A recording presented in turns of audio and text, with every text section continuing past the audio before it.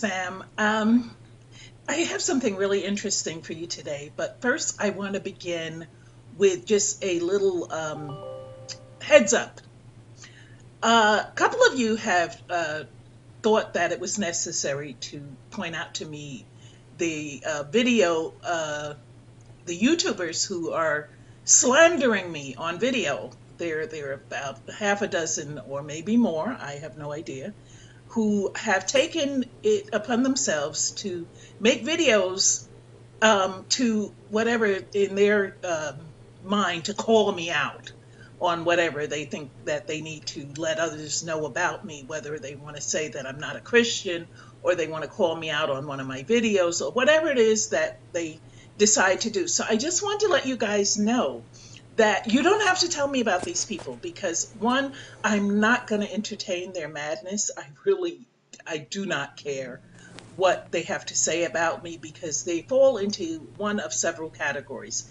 They're either A, people that I blocked who are angry and decided to make a video about me so that they can, take subscribers away or keep people away from my channel.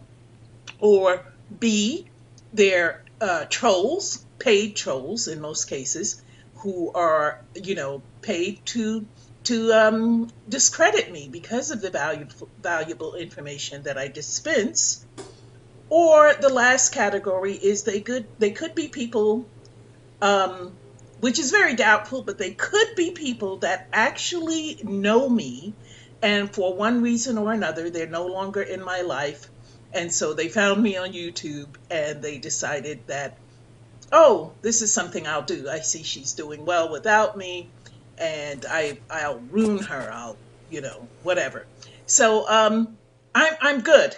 Trust. I don't need to know the links you send me for their video trash. I don't even click it because I don't want to hear it. I know who I am. Okay, so today's video presentation is about cultures, various cultures around the world.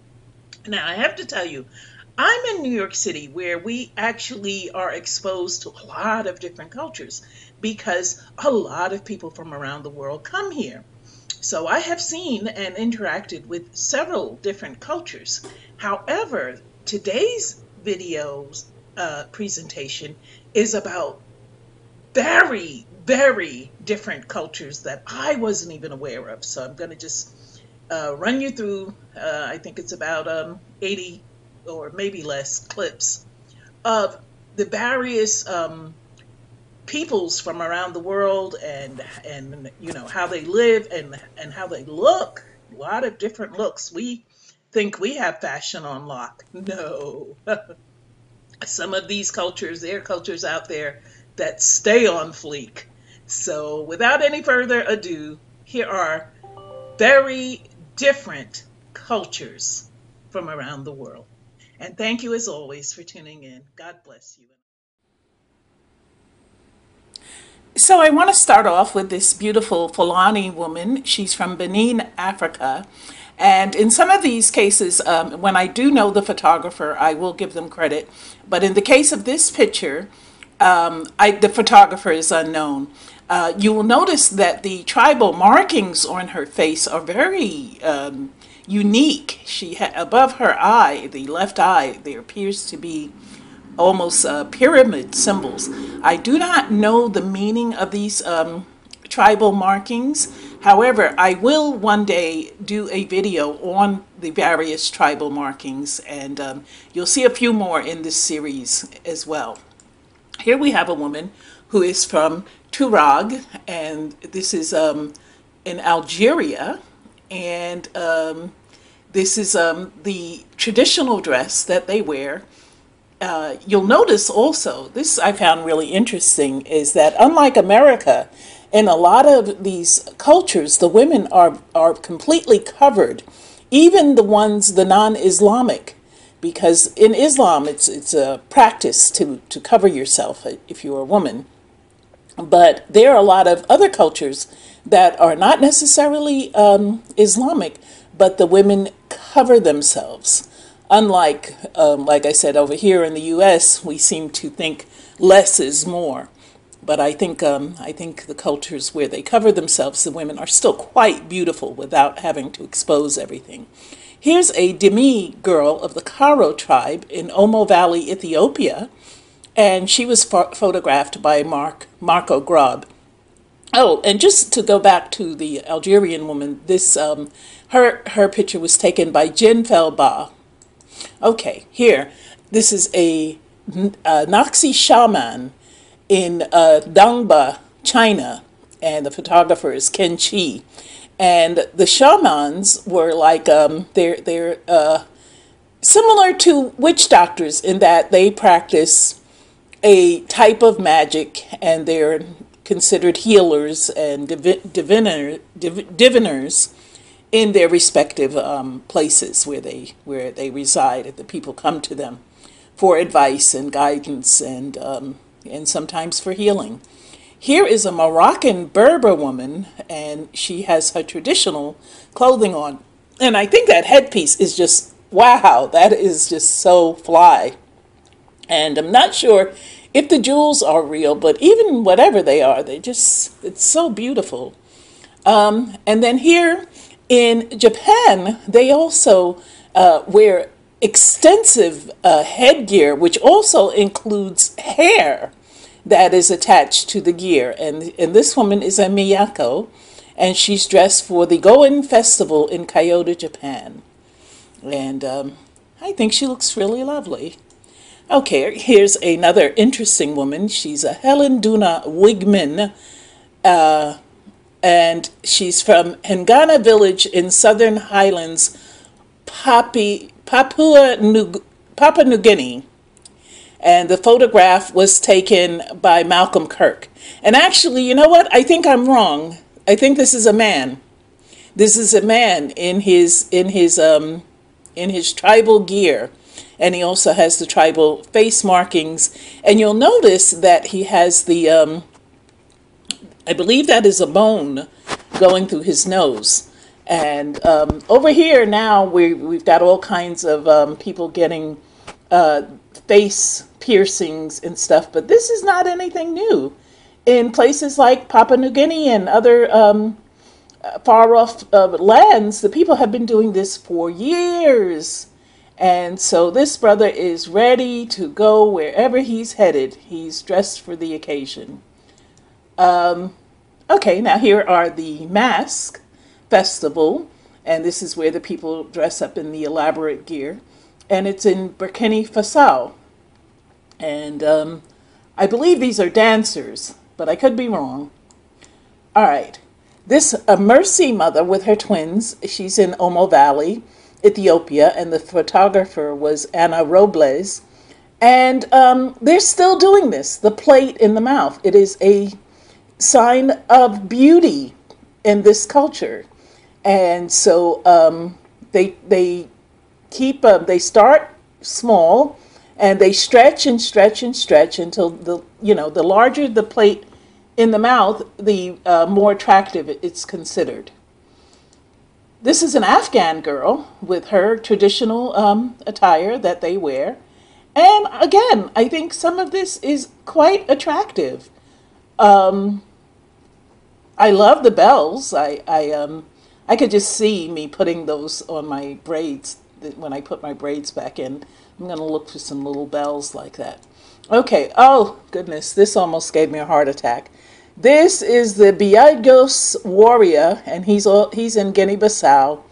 And I'm loving the corn braids. This brother, I don't know if they have a gym over there, but I'm sure he's somewhere working out.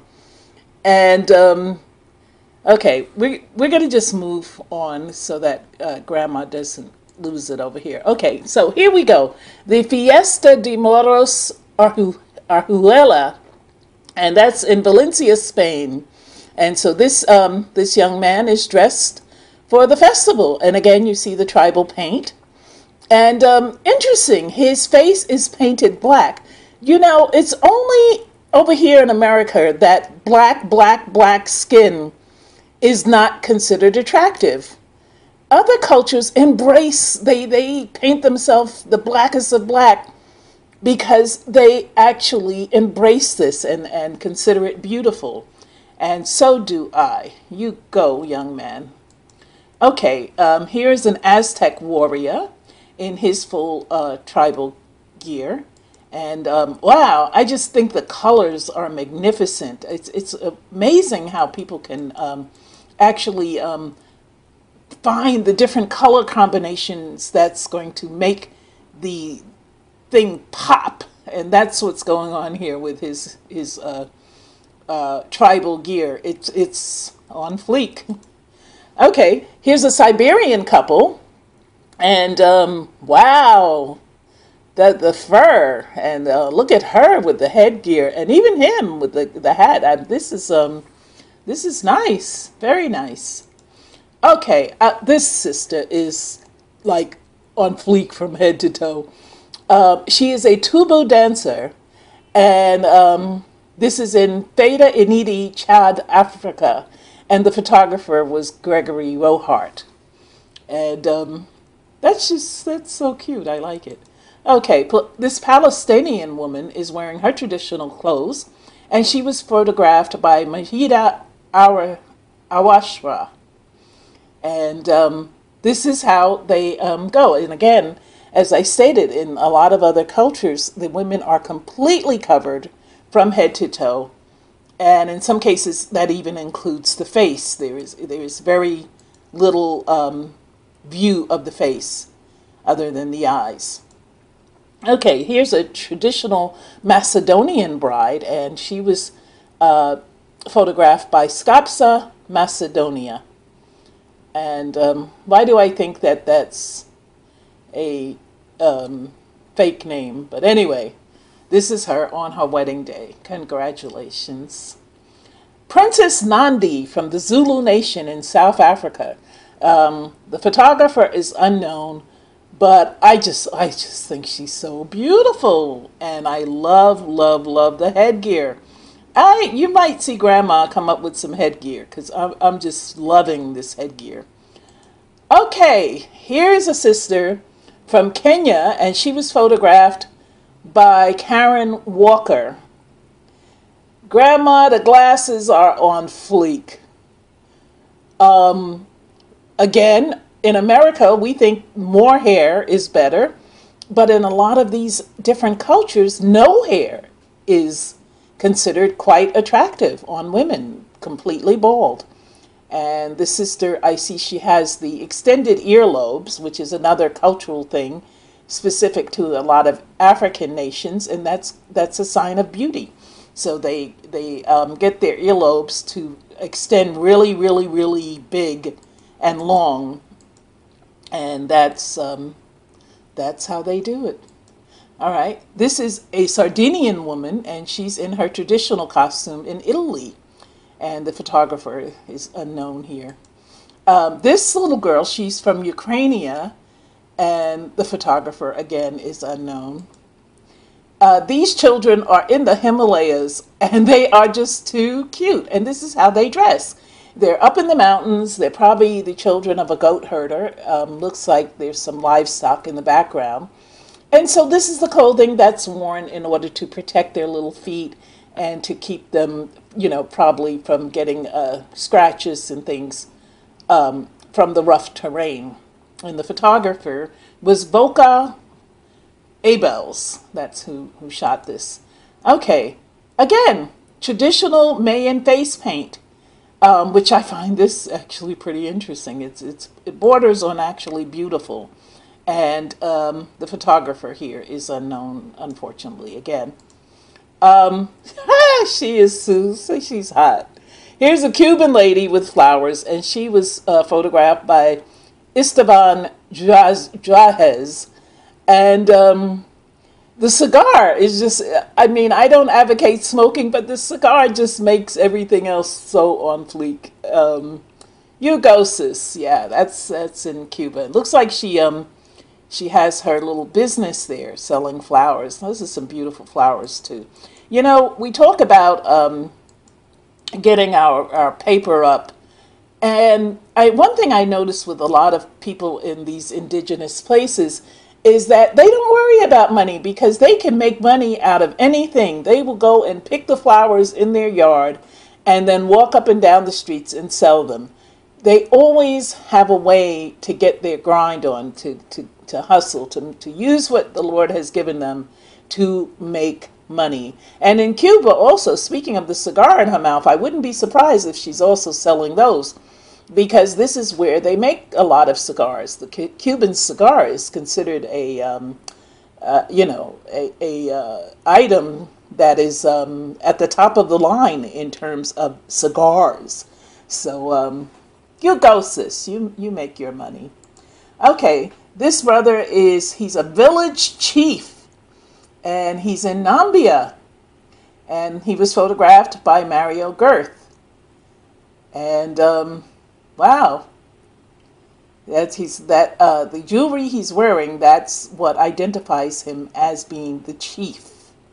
So all of that gear he has on lets others know who he is. And this guy, you couldn't miss him in a snowstorm. He's a Sikh man in the Golden Temple of Amritsar in India, and he was photographed by Aaron Goshia. And he's got a lot going on with that headpiece. I would suspect a lot of the Sikhs, there's a difference. A lot of the Sikhs have very long dreaded hair. And if you notice, like the Rastas, who also wear elaborate, not quite the same as this, but they wrap their hair in these big head pieces. I would guess that that's what's underneath there, is that he has a very extensive amount of dreaded hair, which is the custom in his Sikh tradition. They usually have very long hair. Okay, this woman is a Kalish woman, and that's in Pakistan, and she was photographed by John Moore. And again, look at the beautiful color combination. That's really intricate and elaborate. And I'm loving the headgear. Again, the hat has got it going on. And she's got braids. I mean, this is nice. She looks nice. Okay, I almost didn't even know this was a person. He's a Yoruba chief from southwestern Nigeria. And the photographer is unknown. But he's got so much going on that unless you actually look beyond the face beating, you might not know that it's not a statue and that it's an actual person. And again, I told you about the Yoruba priests and chiefs and the practitioners. And so this is the traditional gear in Nigeria, Africa. Okay. This is a brother from Suri, Ethiopia, and instead of the actual face paint, he is wearing mud that he then designs with his finger into the tribal markings that he wishes to display. Okay, here are the Ndebele dancers, and they're in Zimbabwe. And they were photographed by Pelo del Papa. And wow, she got that far up off the ground. You know, fitness, we over here, we pay all this money to go to gyms and to hire people to get us in shape. But a lot of these cultures, they just do it naturally. They get up, they dance, they run, even the playing. They just really, and this is why a lot of people in these indigenous countries live a very long time. They don't overeat, they exercise, and they have fun. Even without having much, they are able to have fun, and we could learn a lot from this. Okay, not feeling the snake in the mouth, but this is a Zulu in Sangoma, and that's a diviner, and he's divining with the snake. And he's from the Eshoa village in the KwaZulu-Natal province of South Africa. So again, this is a person who practices the dark mysteries, and this is what he does. And that's how he looks doing what he does. Okay, this, I love it.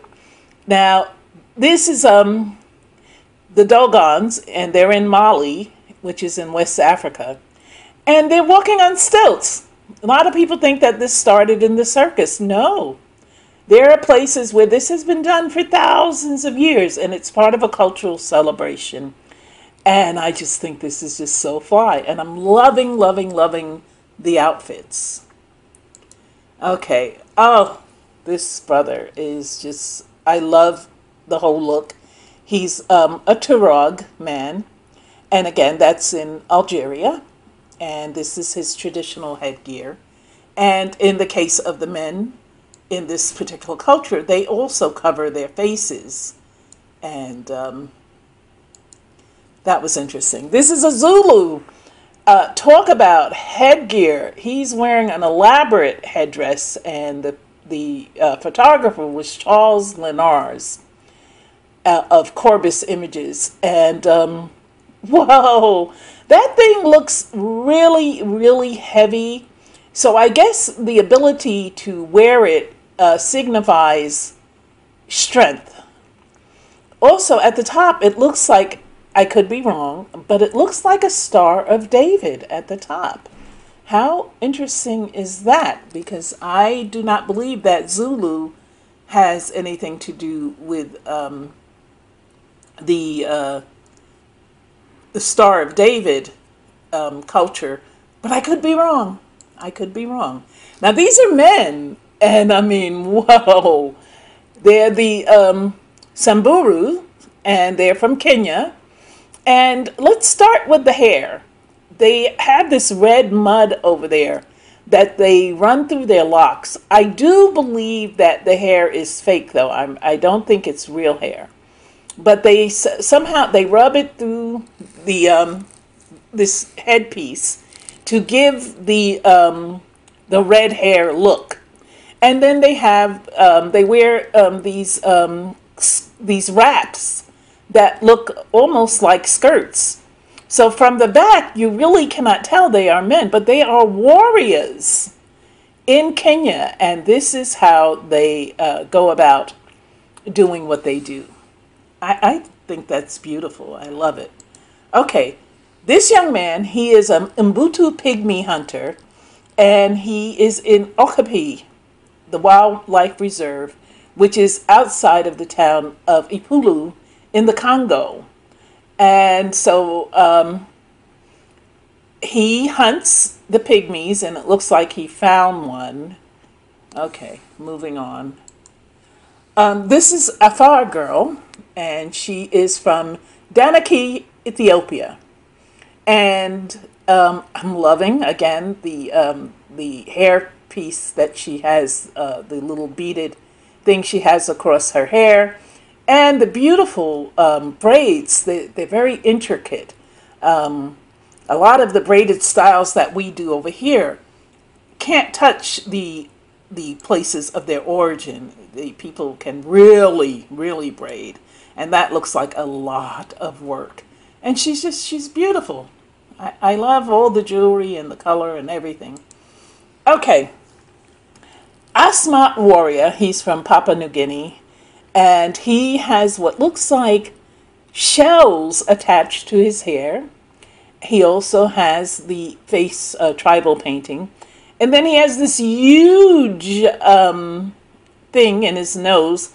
I'm not sure if it's a bone or some type of shell or something, but it looks quite painful. And loving the necklace. That's pretty nice. And so he's ready for wherever he's headed. Okay, and again, here is from the Rami Festival in Cusco, Peru.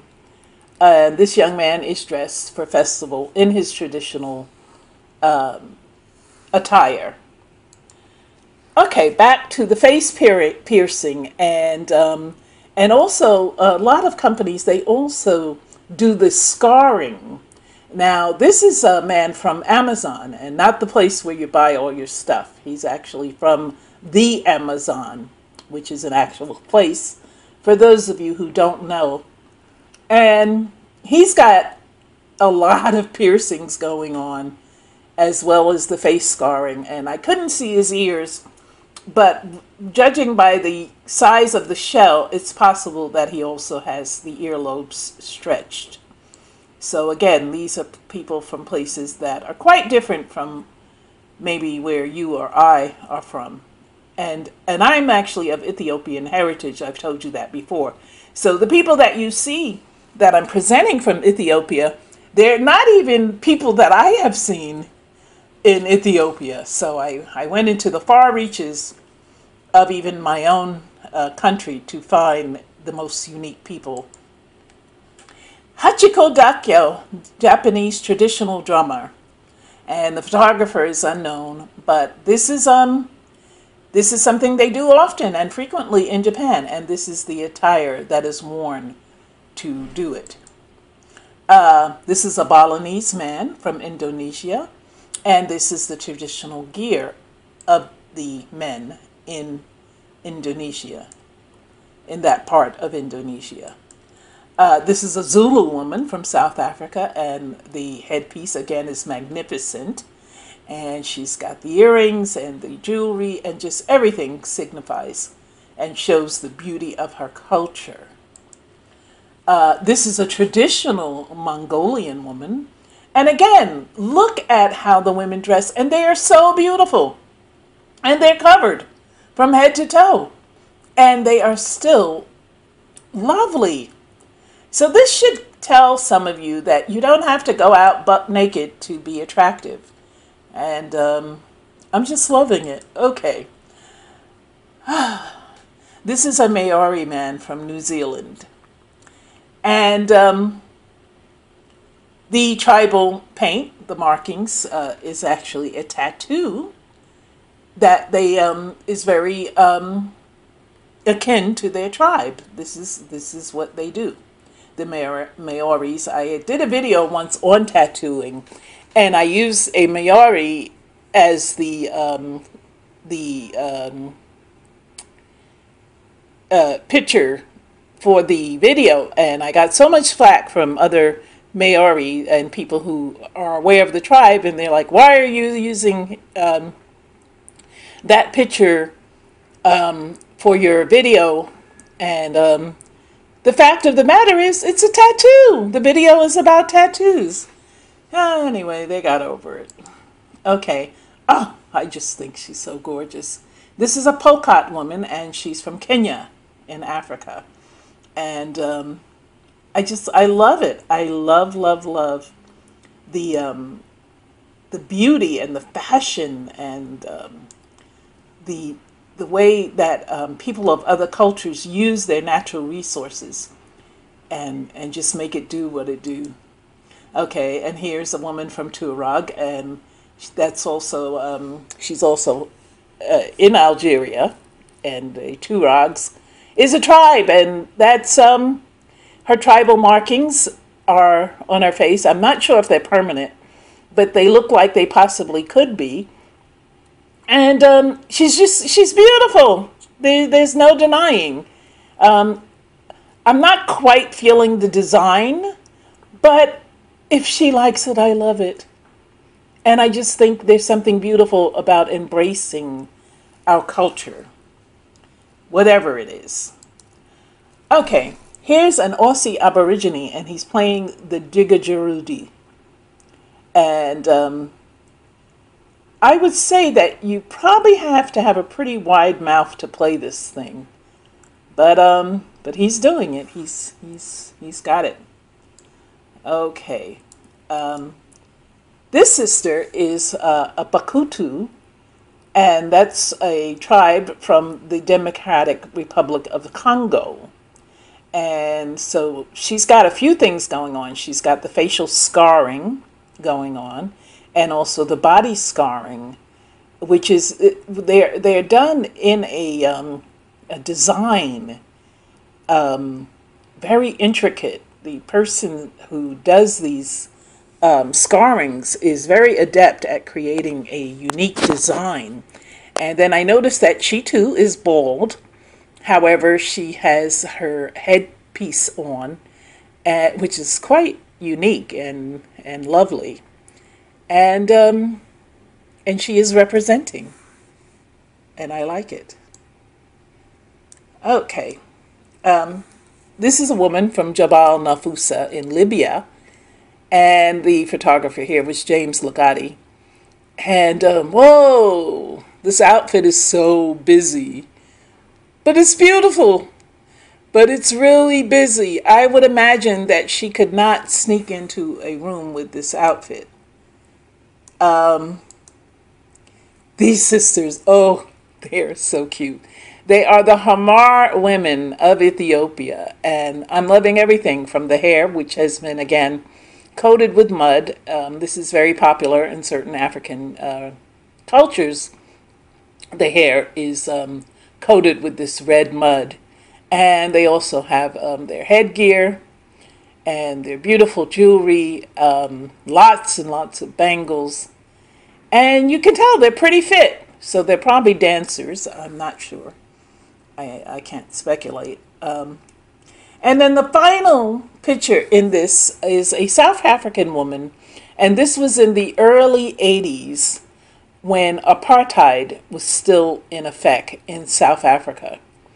The photographer is unknown. But what makes it interesting is the woman's attire, which is very beautiful, and the boots seem very fashionable for the area that she's in. And then if you look over to where the bench is, the woman is standing because it says net blancas, whites only. So you could not sit there if you were not white. And that would lead me to guess this is why she's standing. And again, it was in South Africa in the 80s, shortly before the end of apartheid. Okay, I hope you guys found this interesting. I'm going to end here. And Lord, in the name of Yeshua HaMashiach, I thank you. I thank you for exposing me and allowing me to expose others to the various cultures from around the world. We are all your children, Lord. Help us to, again, realize this, that you are no discerner of men. We are all yours, and we should act accordingly as brothers and sisters and love one another and do unto one another as we would have done unto us. I thank you for my strength, Lord. I thank you for the ability to make the videos. I thank you for the subscribers.